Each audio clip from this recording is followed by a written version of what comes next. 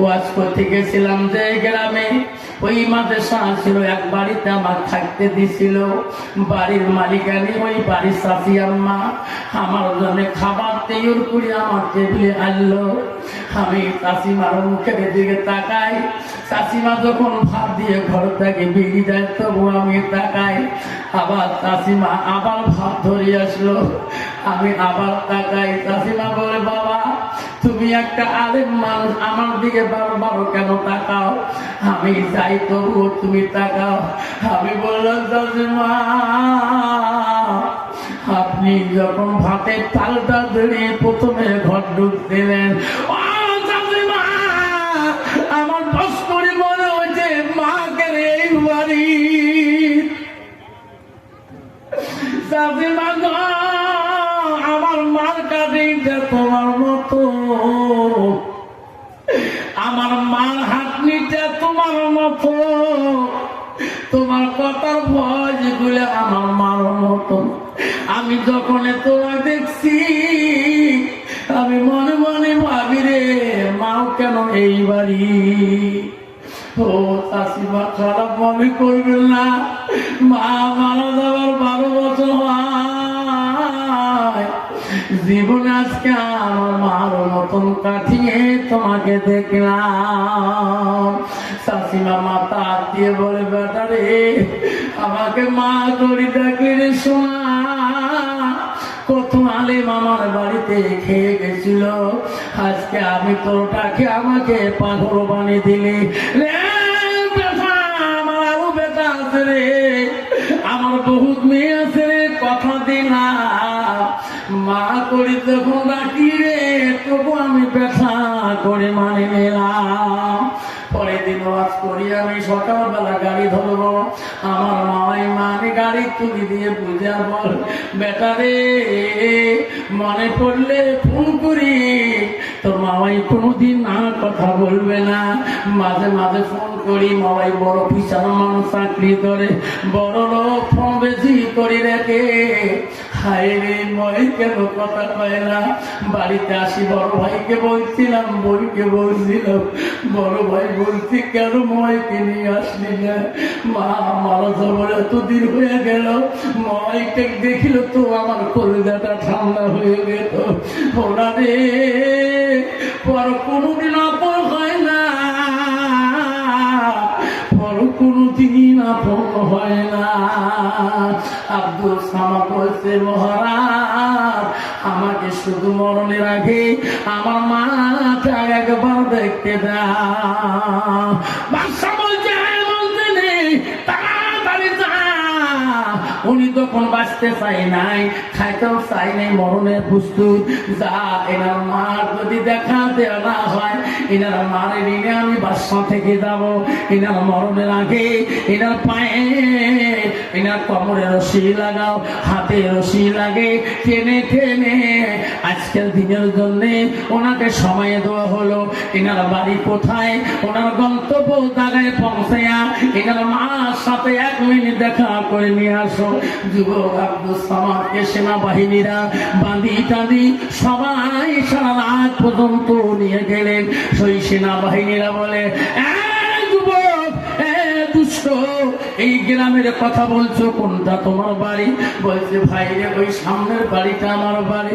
বাদশার ওই সেনাবাহিনীরা ওই দুষ্ট খুনিকে নিয়ে বললো, দেখাও এই বাড়ি যদি তোর হয়, বাড়ি কে আছে তাড়াতাড়ি ডাক দাও। আব্দুল সামাদ ডাক মারে, মা মারে কেমন দোয়া করো মা। মা আমি বিনা মাদার এক্ষুনি হয়েছে মা, দরজা খুলে দেবে মা, দরজা খুলে দেবে মা। মা বলে, আমার সন্তান মদিনায় গিয়েছে রে, আমাকে কে এত সকালে মা করে রাখায়? মার দিলটা বড় নরম গো, মা দাঁতি দিলটা বড় নরম। একজন মা করে ডাকিলে ওই মেয়েটার কলজাটা ঠান্ডা হয়ে যায়।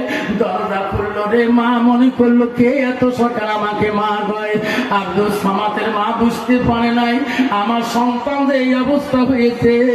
ছেলের কথা ডাকে যখন দরজা খুলে দিলেন, মা সন্তানের দিকে তাকায়া এমন একটা চিৎকার দিলেন, কি আগুন লাগাইছো রে বেটা, তুমি না বলছো মা আমি বড় আলেম, মা আমি এলেম পড়াশোন করতে যাই, বাবা রে তোর কপালে রক্ত পড়ে বাবা তোর মাথা কেন ফাটা, বাবা তোর মাথা কে ফেটে দিয়েছে? মা ওকে বলছে মা তুই কেমন দোয়া করিস রে মা, আমি বিনা মারারে আমি খুনির আসামি হয়েছি রে মা বাদশার দরবারে। মা বাদশা আমার করজোরে অনুরোধে তোমার চেহারাটা দেখার জন্য মা আমাকে একটা মিনিট সময় দিয়েছে রে মা, আমি চলে গেলাম মা, জন্মে আর কোনদিন দেখা হবে না। কেউ কান্দিনি প্রসব কালে, ছিল শুধু তোমার মা,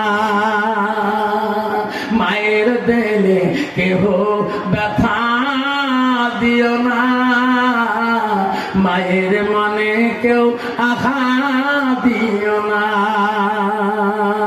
রক্ত মাখা শরীর মা ডুবিয়েছিল ঘরে, হৃদয়ের গোপন জিনিস মা মুখে তোলে। মা আমার শরীরে, মা আমি জীবনে ফিরে আসবো। মা বলছে বেটা যা,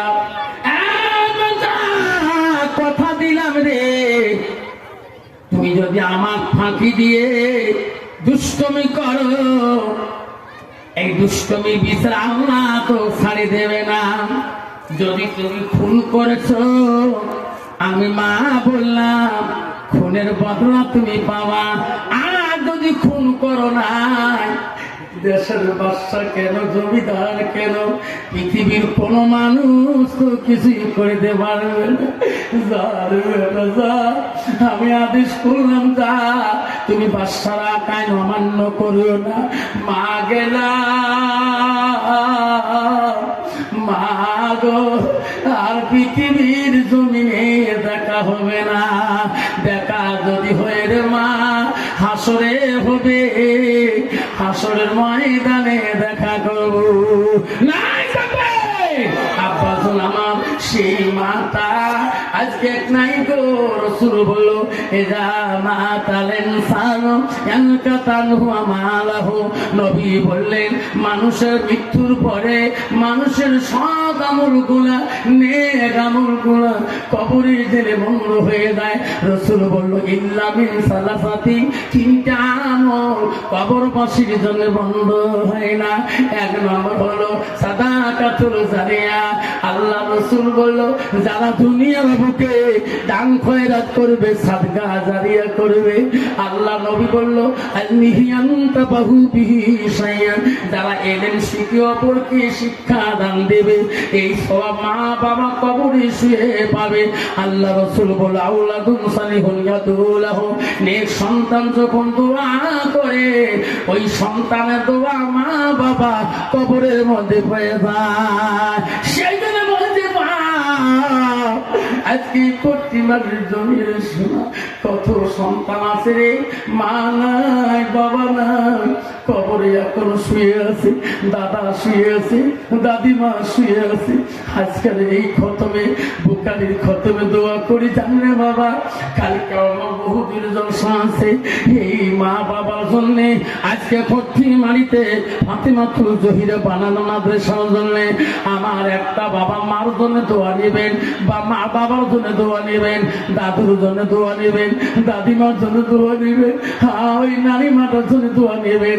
আমি বাপজন আজকে এই মাদ্রাসার হাত এ কাম চলে আছে তোর মাটার জন্য বাবা তোর জন্য বাবা একটা বাবা যদি বলে হুজুর আমার মা বাবার জন্য আমি এই মাদ্রাসার জন্য হুজুর সাদকা হিসাবে আমি 5 কুইন্টাল রড ও হুজুর এই মাদ্রাসায় দিয়ে যায় যাতে মাদ্রাসার বাচ্চারা কোরআন খতম দিবে, বুখারী হাদিস খতম দিবে, আমার মা যাতে এই মাদ্রাসার ছেলে করিয়া আমার মা যাতে জান্নাতের বাগানে শুয়ে থাকে।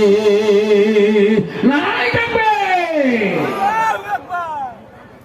আছে কোন বাবা কেউ উঠবে না, হাতে পায়ে ধরে আব্দুল সামাদ চলে যাবে। উনি মার দোয়া পাইবে না বাদশা খুন করবে? ওনার মার দোয়াটা বেশি বড় হবে না বাদশা খুনের বেশি আদেশ হবে? তার মা দোয়া কবুল হবে কিনা, বাদশা তার আদেশ হুকুম মানবে কিনা? শুনতে পাবে মার দোয়ায় ওই যুবককে রেহাই পাবে, খুনি আসামিকে রেহাই পাবে। মা তো বলে দিচ্ছে না আমি দোয়া করবো, তো আল্লাহ হেফাজত করবে। বাদশা তো বলে দিতে আমি নাই বিচারক, আমি কখনো সেই বিচার করি, আমি কাউকে রেহাই করি। এখন মার দোয়াটা বড় হবে না বাদশার আদেশটা বড় হবে? শুনতে পারে।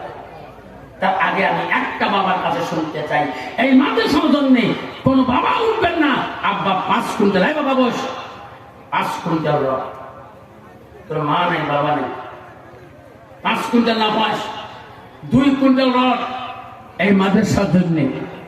যদি কোনো মা বাবাটা দিয়ে ধরেন দোয়া করি, তোর মার দোয়া কতটুকু কবুল হবে শুনতে পারবে? তোর বাবার দোয়া কতটুকু কবুল হবে? তুই সন্তান হয়ে যাও, দান করবা, সাদকা দিবা, সেই সাদকা সরাসরি কবরের মধ্যে পৌঁছে। আসুন আজকের মাহফিলের মধ্যে এই মাদ্রাসার জন্য মা বাবা হারা সন্তান হিসেবে মা বলে না আমার আজকে যদি 50 জন বাবা যদি 50 কুইন্টাল রড দিয়ে যায়, আল্লাহর ঘরে মাদ্রাসা কোনোদিন গরিব হয়ে থাকবে না। সর্বপ্রথম আমি এই মাদ্রাসার জন্য আমি 10টা বাবার হাত পা ধরি বলি 1 কুইন্টাল করে রড যদি 10 জন বাবা দিয়ে নেয় 10 কুইন্টাল রড হয়ে যাবে। আসুন সর্বপ্রথম কে আছেন বাবা? এই মাদ্রাসার কাম শুরু হয়ে গেছেন, 1 কুইন্টাল রড কোন বাবা আছেন যে হুজুর আমার মা নেই, হুজুর হুজুর আমার বাবা নেই, আমার চিরকালে মা হারাচ্ছিলাম বাবা হারাচ্ছিলাম, সেই মাটার খেদমতের জন্য বাবাটার খেদমতের জন্য আমি মা বাবার জন্য 1 কুইন্টাল রড আজকে ফাতেমাতুল জহিরিয়া মাদ্রাসার জন্য আমি বিল্ডিং এর কামের জন্য আমি 1 কুইন্টাল রড আমি সাদকা করে দিলাম। একটা বাবা যদি বলে যান দোয়া করে যাব, একটা মা যদি বলি না আমি রাত্রি ওয়াজ করি বাড়ি যাব,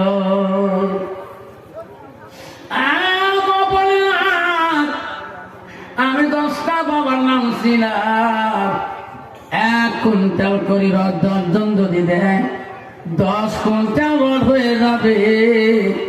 এই মাদ্রাসা কোনদিন গরিব হালে থাকবে না। আবারে সোনারা আজকে এই মাদ্রাসায় বহু দূর থেকে কত বাচ্চা, কি নাম বাবা? ভাই বাবা দিগায় মন্নাফ হোসেন, বাড়ি কোথায়? চাপা, মা বাবা আছে।